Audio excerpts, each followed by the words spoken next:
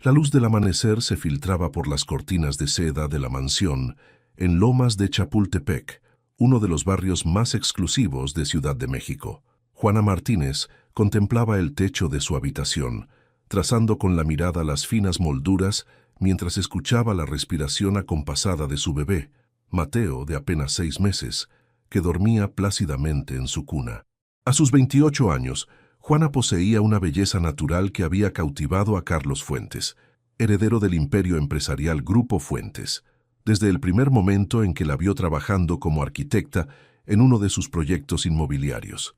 3 años atrás, Juana nunca hubiera imaginado que terminaría casada con uno de los solteros más codiciados de México. Su relación había sido un torbellino, un cortejo intenso, una boda fastuosa cubierta por las revistas de sociedad y finalmente la llegada de Mateo. Desde fuera, su vida parecía perfecta, envidiable. Sin embargo, la realidad detrás de las puertas de caoba tallada de su mansión era muy diferente. Carlos entró a la habitación con paso firme, ajustándose el reloj de oro en su muñeca. A sus 34 años, mantenía el porte aristocrático que caracterizaba a la familia Fuentes, combinado con la arrogancia que le otorgaba ser el hijo primogénito de Alejandro Fuentes, el CEO de Grupo Fuentes. «Despierta ya. Tenemos el desayuno con mi padre en 1 hora», espetó Carlos sin mirarla, mientras revisaba su teléfono con gesto de preocupación. Juana se incorporó lentamente, tratando de no despertar a Mateo. «Carlos, no me dijiste nada sobre ese desayuno». «Tengo una reunión importante con los contratistas del proyecto de Polanco», respondió ella con voz suave pero firme. La expresión de Carlos cambió instantáneamente. Sus ojos se oscurecieron mientras dejaba el teléfono sobre la cómoda con un golpe seco. «¿Ahora me cuestionas? Tu lugar está con tu familia, no jugando a ser arquitecta. Ya hablamos de esto. Desde que nació Mateo, tu prioridad debe ser él y representarme como mi esposa», siseó, acercándose peligrosamente. Juana sintió un escalofrío recorrer su espalda. Reconocía esa mirada, ese tono. Las discusiones se habían vuelto más frecuentes desde el nacimiento de Mateo, pero algo había cambiado en Carlos durante las últimas semanas. Estaba más irritable, más controlador, como si estuviera bajo una presión invisible que desahogaba en casa. «Solo digo que tengo compromisos profesionales. Puedo reorganizar mi agenda, pero necesito saberlo con anticipación», insistió ella, mientras se levantaba para revisar a Mateo, quien comenzaba a agitarse en su sueño. Carlos la sujetó del brazo con fuerza, clavando sus dedos en su piel. «Mi padre está cerrando el trato con Inversiones Globales. Es crucial que estés ahí, sonriente y perfecta, como la esposa del futuro vicepresidente del Grupo Fuentes», murmuró entre dientes. Juana intentó zafarse, pero el agarre se intensificó. «Me estás lastimando, Carlos», susurró, consciente de que Mateo comenzaba a despertar. «¿Lastimándote? Esto no es nada comparado con lo que puedo hacer si me dejas en ridículo frente a mi padre», amenazó, soltándola bruscamente. «Arréglate. Te quiero lista en 30 minutos». Mientras Carlos se encerraba en el baño, Juana tomó a Mateo en sus brazos, meciéndolo suavemente mientras contenía las lágrimas. No era la primera vez que Carlos la intimidaba, pero la frecuencia y la intensidad de estos episodios iban en aumento. Se preguntaba en qué momento el hombre encantador que la había cortejado se había transformado en este extraño amenazante. El restaurante del Hotel San Regis brillaba con la elegancia discreta que atraía a la élite mexicana. Alejandro Fuentes, a sus 65 años, conservaba la vitalidad y el porte que lo habían convertido en uno de los empresarios más respetados del país. A diferencia de su hijo, Alejandro había construido su imperio desde cero, transformando una pequeña constructora familiar en un conglomerado con intereses en bienes raíces, tecnología y finanzas. «Mis queridos», saludó Alejandro, levantándose para besar a Juana en ambas mejillas y abrazar a Carlos. «¿Y dónde está mi nieto?» «Con la niñera, papá. Un bebé no es apropiado para una reunión de negocios», respondió Carlos secamente. Juana notó cómo Alejandro fruncía ligeramente el ceño. Siempre había sido cariñoso con ella y adoraba a Mateo. A veces se preguntaba si el CEO sospechaba algo sobre la verdadera naturaleza de su matrimonio. «Lástima, siempre ilumina cualquier reunión», comentó Alejandro, antes de cambiar a un tono más serio. Carlos, necesitamos hablar sobre los documentos del acuerdo con inversiones globales. Hay algunas irregularidades que me preocupan. Carlos se tensó visiblemente. Todo está en orden, padre. He supervisado personalmente cada detalle. Sin embargo, los abogados han encontrado cláusulas que no fueron aprobadas por el Consejo, insistió Alejandro, su mirada penetrante fija en su hijo. Cláusulas que comprometen activos del grupo en formas que no habíamos discutido. Juana observaba la interacción en silencio. En los últimos meses había notado a Carlos trabajando hasta altas horas de la noche, teniendo conversaciones telefónicas en voz baja y reuniéndose con personas que nunca antes había mencionado. Un presentimiento inquietante comenzó a formarse en su mente. «Son tecnicismos, papá. Confía en mí», respondió Carlos con una sonrisa forzada. «Este acuerdo nos posicionará estratégicamente en mercados internacionales». El desayuno continuó con una tensión palpable bajo la superficie de la conversación cordial. Al terminar, Alejandro se despidió con un abrazo especialmente cálido para Juana. «Cuídate, hija, y cuida a mi nieto. Recuerda que siempre puedes contar conmigo», le susurró al oído, dejándola con una sensación de inquietud y, paradójicamente, de esperanza. De regreso en la mansión, Carlos se encerró en su despacho, dejando a Juana sola con sus pensamientos. Algo no encajaba. Las palabras de Alejandro, la actitud defensiva de Carlos, las misteriosas reuniones. Como arquitecta, Juana había aprendido a identificar cuando una estructura no era sólida, cuando había grietas ocultas bajo una fachada aparentemente perfecta. Esa noche, mientras Carlos dormía, tomó una decisión. Debía descubrir qué ocultaba su esposo. Por Mateo, por ella misma, por el futuro que ahora veía amenazado por sombras que apenas comenzaba a distinguir. La oficina privada de Carlos en la mansión siempre había sido territorio prohibido para Juana. «Asuntos confidenciales», le decía él cada vez que intentaba entrar. Pero esa mañana, con Carlos en una reunión y Mateo bajo el cuidado de Lucía, la niñera de confianza, Juana encontró la oportunidad que esperaba. Con manos temblorosas, utilizó la llave maestra que había encontrado semanas atrás en un descuido de su esposo.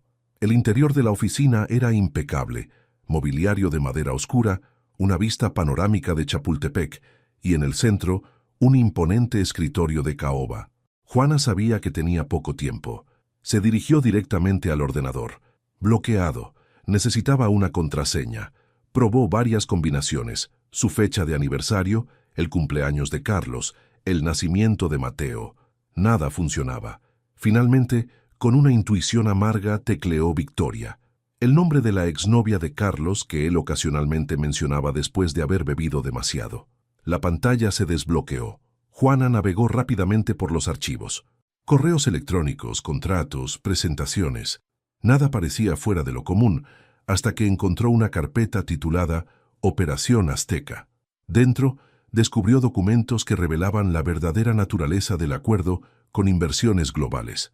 No era una expansión legítima, sino un esquema elaborado para desviar fondos del Grupo Fuentes a cuentas offshore controladas por Carlos y algunos ejecutivos de inversiones globales. El corazón de Juana latía desbocado. No solo estaba descubriendo un fraude corporativo, estaba confirmando sus sospechas de que el hombre con quien compartía su vida era un criminal dispuesto a traicionar incluso a su propio padre. Un archivo adjunto a un correo capturó su atención. Fotos de ella y Mateo tomadas desde la distancia, en el parque, en el supermercado, saliendo de casa de su madre. Junto a ellas, un mensaje escalofriante. «Recuerda lo que está en juego si decides echarte atrás. Tu familia es tu responsabilidad».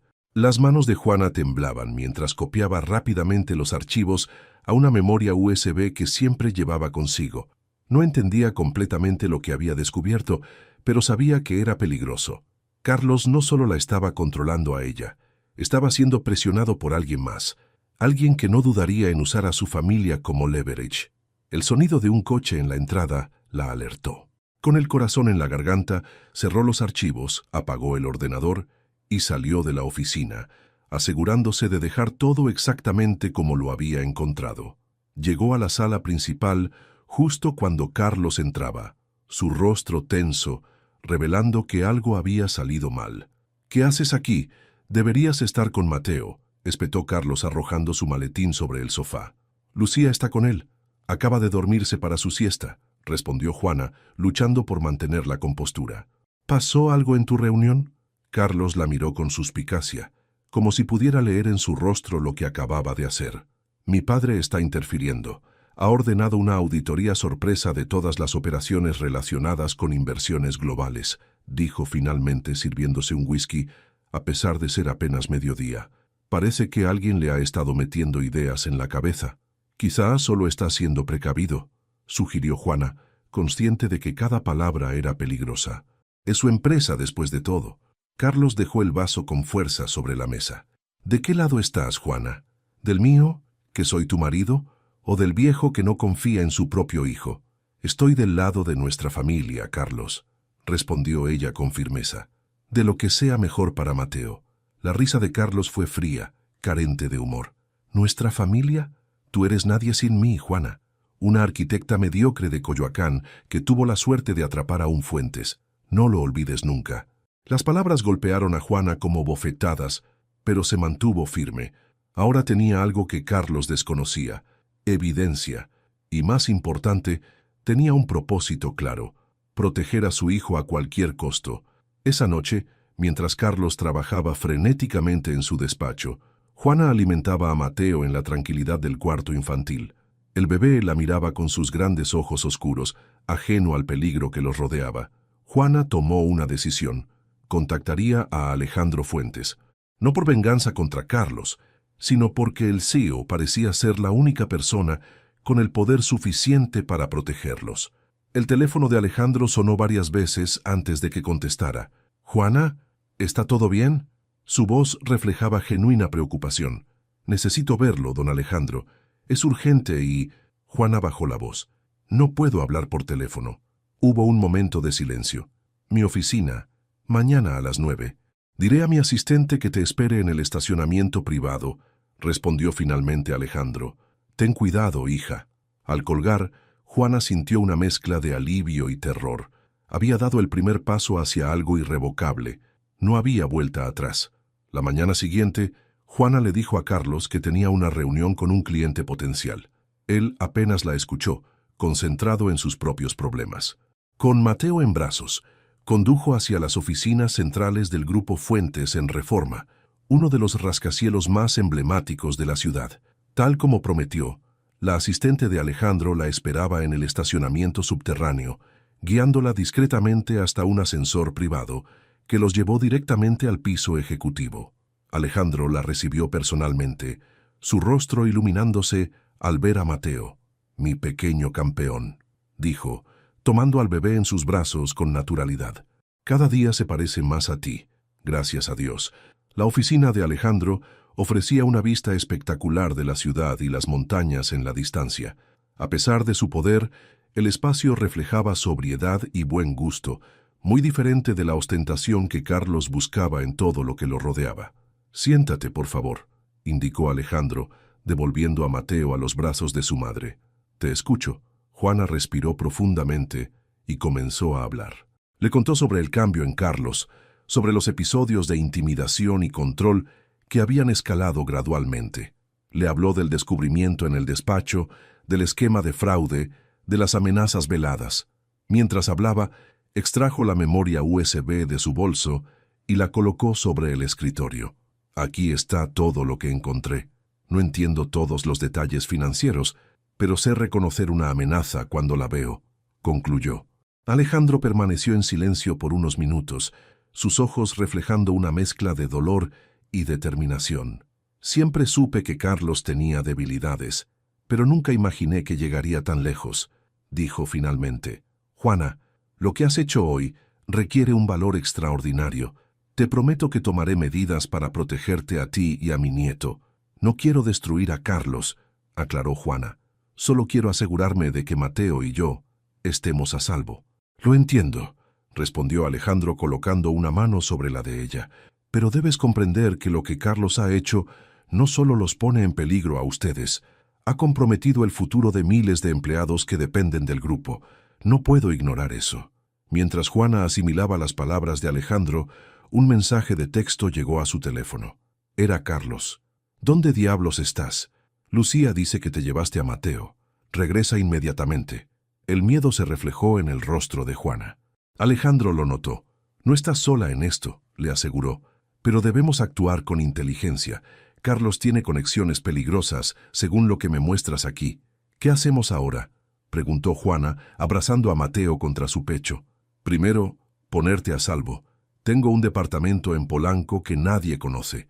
Te quedarás allí mientras manejamos esto, respondió Alejandro con decisión. Yo me encargaré de Carlos. Mientras Juana salía discretamente del edificio, escoltada por el jefe de seguridad personal de Alejandro, no podía imaginar la tormenta que se avecinaba. Carlos Fuentes no era un hombre que aceptara la derrota fácilmente, y ella acababa de desafiar no solo a su esposo, sino a fuerzas mucho más oscuras que operaban en las sombras del poder mexicano. El apartamento en Polanco era un refugio de lujo discreto, con ventanas blindadas y un sistema de seguridad de última generación. Juana pasó la primera noche en vela, meciendo a Mateo mientras miraba las luces de la ciudad desde la ventana, preguntándose qué estaría haciendo Carlos en ese momento. La respuesta llegó al amanecer, cuando su teléfono explotó con llamadas y mensajes. «Sé exactamente lo que has hecho», decía el último mensaje. «Si crees que mi padre puede protegerte, estás más equivocada que nunca». Juana apagó el teléfono con manos temblorosas. Roberto, el jefe de seguridad asignado por Alejandro, le había advertido que no respondiera a ninguna comunicación de Carlos. Cada contacto es una oportunidad para rastrearla, le había explicado. A media mañana, Alejandro llegó al apartamento. Su rostro reflejaba la noche de insomnio que también había pasado. «He iniciado los procedimientos legales», informó mientras aceptaba la taza de café que Juana le ofrecía. «Los auditores han confirmado el fraude. Es peor de lo que imaginábamos. Carlos no solo estaba desviando fondos, sino comprometiendo activos críticos del grupo como garantía para préstamos personales». «¿Qué pasará ahora?», preguntó Juana, con Mateo dormido en su regazo. «El consejo directivo se reunirá esta tarde para votar su destitución inmediata», respondió Alejandro, su voz teñida de dolor paternal. «También he ordenado una investigación criminal. Lo siento, Juana, pero no puedo protegerlo de las consecuencias de sus acciones». Juana asintió lentamente. «Lo entiendo. ¿Y nosotros? ¿Mateo y yo? Mi abogado llegará en una hora para discutir los procedimientos de divorcio y custodia», dijo Alejandro, tomando la pequeña mano de su nieto dormido. «Te garantizo que tendrás todo mi apoyo. Carlos no podrá usar su posición o dinero contra ti». El abogado, un hombre de edad avanzada con una reputación impecable en casos de familia de alto perfil, fue meticuloso en su explicación de los próximos pasos. Juana escuchaba atentamente, tomando notas, determinada a no dejar ningún detalle al azar. Esta sería la batalla más importante de su vida. «Con la evidencia que tenemos, la custodia exclusiva es prácticamente un hecho», aseguró el abogado. «Las amenazas documentadas, junto con los testimonios de los empleados domésticos sobre los episodios de agresión verbal, construyen un caso sólido. Lo que ninguno esperaba era la reacción de Carlos». A media tarde, mientras discutían los detalles del acuerdo económico, el teléfono de Alejandro sonó. «¿Qué?», la voz del CEO se transformó. «¿Cuándo?». «Han contactado a la policía». Al colgar, Alejandro parecía haber envejecido 10 años en un minuto. «Carlos ha entrado por la fuerza a las oficinas centrales. Ha amenazado a mi asistente y está destruyendo documentos en el departamento legal», informó con voz tensa. «La seguridad está interviniendo, pero está armado». El tiempo pareció detenerse. Juana sintió un frío que le recorría la espalda. El Carlos que conocía era impulsivo, pero esto era diferente. Este era un hombre acorralado, dispuesto a todo. «Necesito ir allá», dijo Alejandro levantándose. «Roberto se quedará con ustedes. Bajo ninguna circunstancia salgan del apartamento». Las horas siguientes fueron una tortura. La televisión transmitía en vivo la situación. Carlos Fuentes, heredero del imperio Grupo Fuentes, atrincherado en las oficinas corporativas, negociando con la policía. Las especulaciones sobre los motivos variaban desde problemas empresariales hasta drogas o una crisis nerviosa. Cuando el teléfono del apartamento sonó, Juana dudó en contestar. Finalmente, Roberto tomó la decisión por ella, activando el altavoz. «Ponme a mi esposa al teléfono». La voz de Carlos sonaba alterada, irreconocible. «Señor Fuentes, soy Roberto García, jefe de seguridad de su padre. La señora no puede...» «Sé perfectamente quién eres, Roberto», interrumpió Carlos. «Dile a la traidora de mi esposa que si no viene a las oficinas en 30 minutos, todos sabrán qué tipo de persona es realmente. Tengo grabaciones, fotos, evidencia de sus indiscreciones». Juana palideció. No había indiscreciones, pero Carlos era experto en manipular la realidad, en crear narrativas que beneficiaran su posición. «No vayas», le susurró Roberto. «Es una trampa». Pero Juana ya estaba tomando una decisión. Durante demasiado tiempo había permitido que el miedo dictara sus acciones. Era hora de enfrentar a Carlos, de romper definitivamente las cadenas invisibles que aún la ataban a él. «Iré», dijo con voz firme, «pero Mateo se queda aquí con usted». «Señora, no puedo permitirlo». «No estoy pidiendo permiso, Roberto», lo interrumpió Juana. «Estoy informándole mi decisión. Carlos quiere un espectáculo y se lo daré, pero en mis términos». Antes de que Roberto pudiera protestar más, Juana ya estaba preparándose. Se vistió con ropa sencilla pero elegante, recogió su cabello en un moño austero y, lo más importante, llevó consigo una pequeña grabadora que había comprado días antes, anticipando que este momento podría llegar. El edificio de Grupo Fuentes estaba rodeado por patrullas policiales y unidades de prensa. Juana fue escoltada a través de un cordón de seguridad, ignorando los flashes de las cámaras y las preguntas de los reporteros. En el vestíbulo, Alejandro la esperaba, su rostro una máscara de preocupación. «Esto es una locura, Juana. No tienes que hacerlo», le dijo tomándola de las manos. «Sí tengo que hacerlo, don Alejandro», respondió ella con una calma que no sentía. «Por Mateo, por mí, incluso por usted. Es hora de que Carlos enfrente la verdad». Los ascensores habían sido desactivados, así que Juana subió los 5 pisos por las escaleras de emergencia, escoltada por 2 oficiales de policía. Al llegar al piso ejecutivo, encontró un escenario surreal. Escritorios volcados, papeles esparcidos por el suelo, y en el centro de todo, Carlos, con el traje arrugado y una mirada febril que Juana nunca había visto antes. «Al fin te dignas a aparecer», dijo Carlos al verla, con una sonrisa torcida. «La esposa devota viene al rescate, ¿no es así?». Juana avanzó hacia él con paso firme, consciente de las cámaras de seguridad que grababan cada momento, del negociador policial que observaba desde la distancia, de la grabadora en su bolsillo que ya estaba funcionando. «¿Qué quieres, Carlos?», Maes preguntó directamente. «¿Qué quiero?». Carlos rió, un sonido hueco que reverberó en el espacio vacío. «Quiero mi vida de vuelta, la vida que destruiste con tus mentiras, con tu traición». «¿Mi traición?». Juana mantuvo la voz controlada, aunque su corazón latía desbocado. «Fuiste tú quien traicionó a tu padre, a tu empresa, a tu familia. Fuiste tú quien amenazó a tu propio hijo». Carlos se acercó peligrosamente, su rostro a centímetros del de ella. «Tú no eres nadie para juzgarme. ¿Crees que no sé por qué te casaste conmigo? ¿Por mi apellido? ¿Por mi dinero? Eras una don nadie, y yo te convertí en alguien». «Me convertiste en una prisionera», respondió Juana, sin retroceder. «Controlabas cada aspecto de mi vida. Me aislaste de mi familia, de mis amigos. Me hiciste creer que no valía nada sin ti. Pero estabas equivocado, Carlos. Valgo mucho más sin ti». La expresión de Carlos se transformó en una máscara de furia.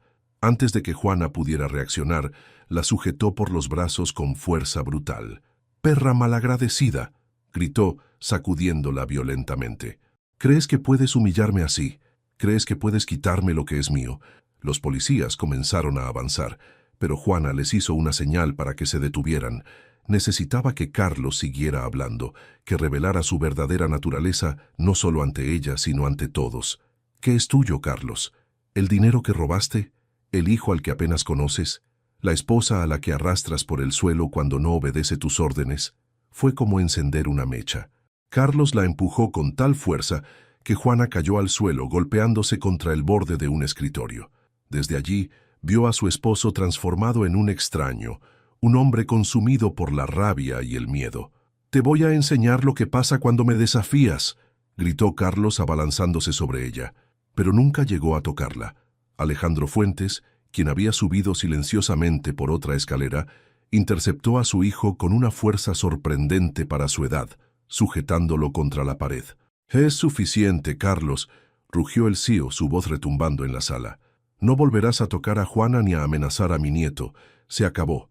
La policía intervino entonces, inmovilizando a Carlos mientras éste gritaba acusaciones incoherentes contra Juana, contra su padre, contra el mundo que según él conspiraba para destruirlo. Mientras los oficiales esposaban a Carlos, Alejandro ayudó a Juana a levantarse.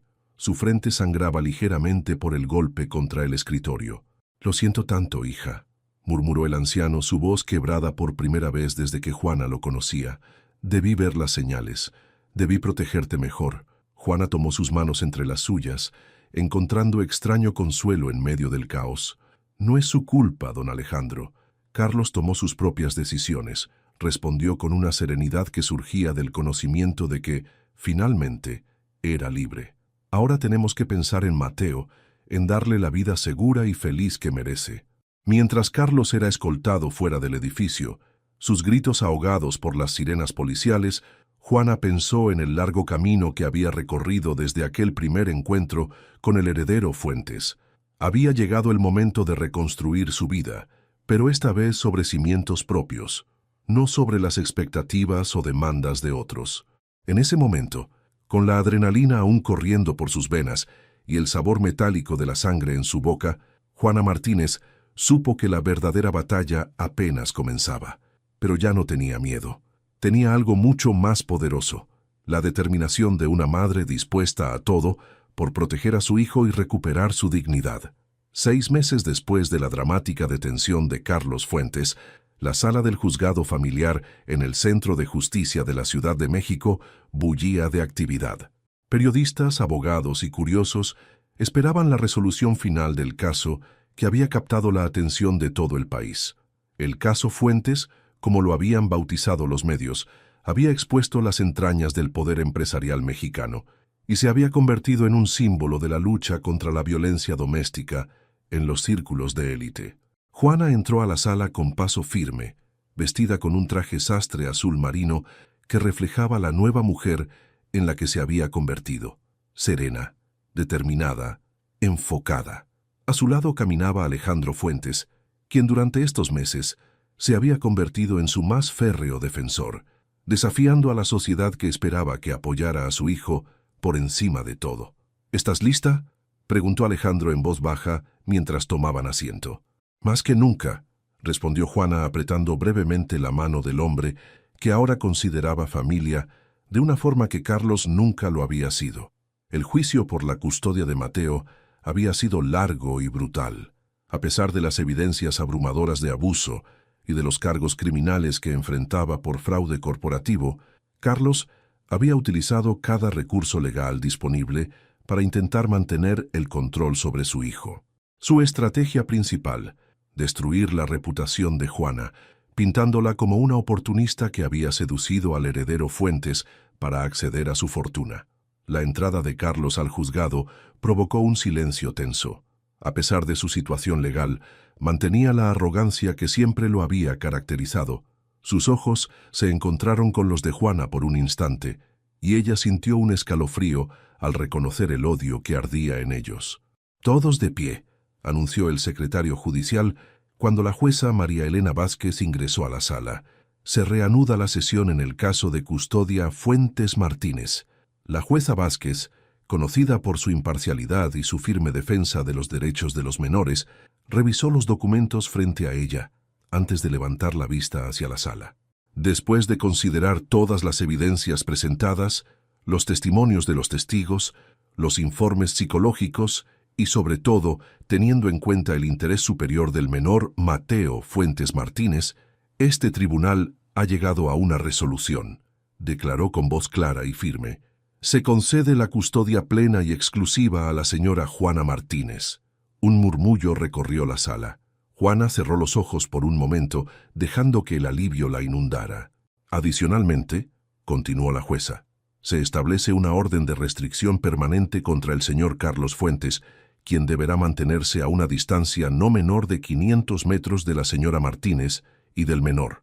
Cualquier contacto deberá ser solicitado y aprobado por este tribunal, y siempre bajo supervisión.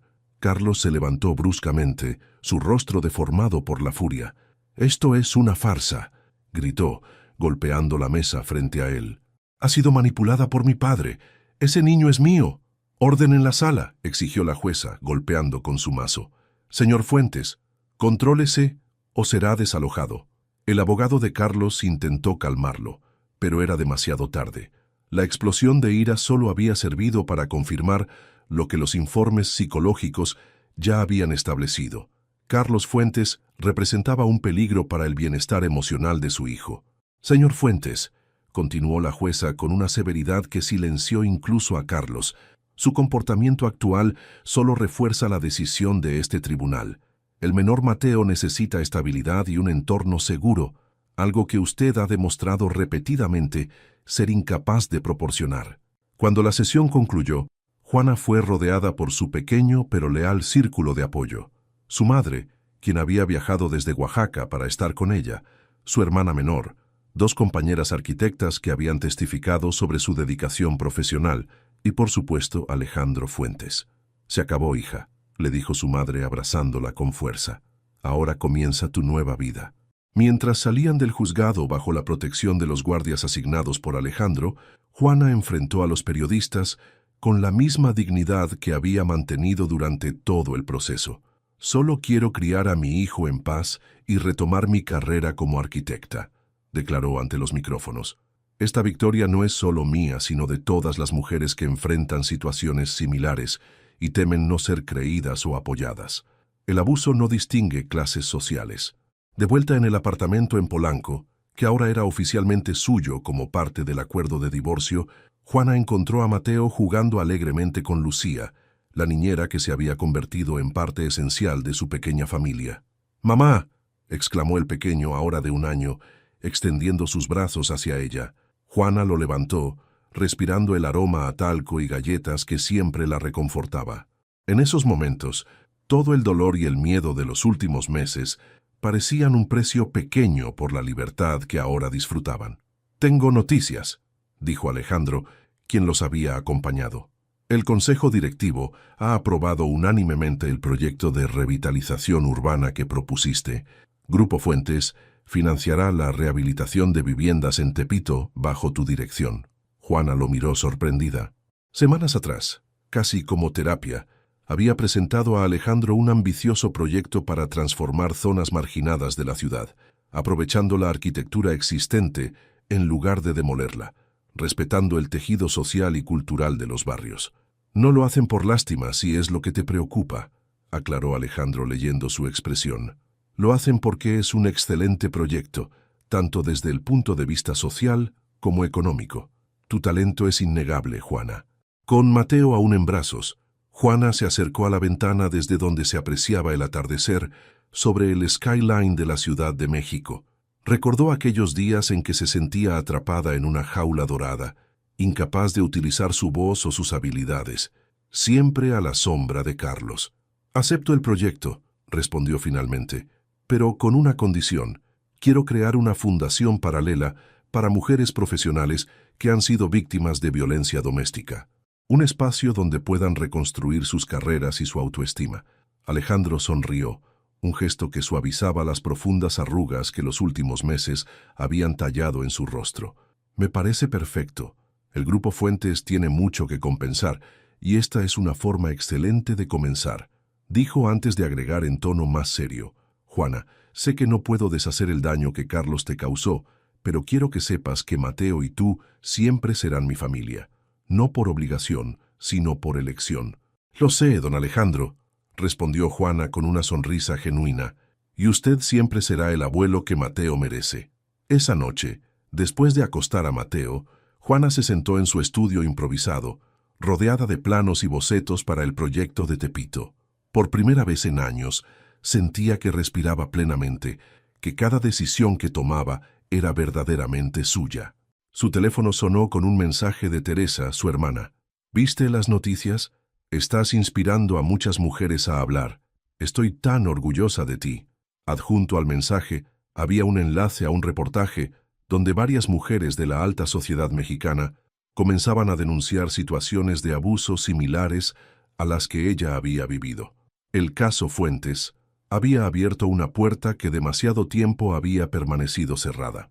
3 meses después, bajo un cielo despejado típico de la primavera mexicana, Juana inauguraba el primer edificio rehabilitado en Tepito. A su lado, residentes del barrio, autoridades locales y, por supuesto, Alejandro Fuentes con Mateo en brazos, quien aplaudía emocionado sin entender realmente lo que ocurría. Este proyecto no es solo sobre restaurar edificios, declaró Juana ante los presentes. Es sobre restaurar dignidad, comunidad y esperanza. Es sobre entender que cada persona merece un espacio donde pueda desarrollarse plenamente, libre de miedo y opresión. Sus palabras resonaban no solo por su contenido, sino porque venían de alguien que había vivido en carne propia el proceso de reconstrucción. De la arquitecta prometedora que se había desdibujado bajo la sombra amenazante de su esposo, a la mujer que ahora lideraba uno de los proyectos urbanísticos más innovadores de la ciudad, Juana Martínez había recorrido un camino doloroso pero transformador. Mientras recorría el edificio junto a los nuevos residentes, Juana pensaba en todas las piezas que habían tenido que caer en su lugar para llegar a este momento. El valor para enfrentar la verdad sobre Carlos, el apoyo inesperado de Alejandro, la firmeza de la jueza Vázquez, la lealtad de quienes permanecieron a su lado cuando todo parecía perdido.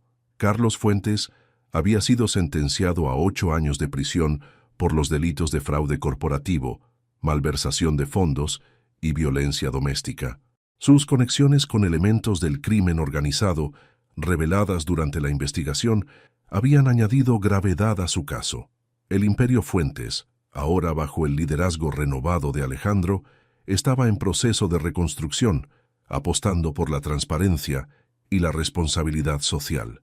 Esa noche, de regreso en su apartamento, Juana encontró sobre su escritorio un sobre que Alejandro había dejado discretamente. Dentro había una carta manuscrita y documentos legales.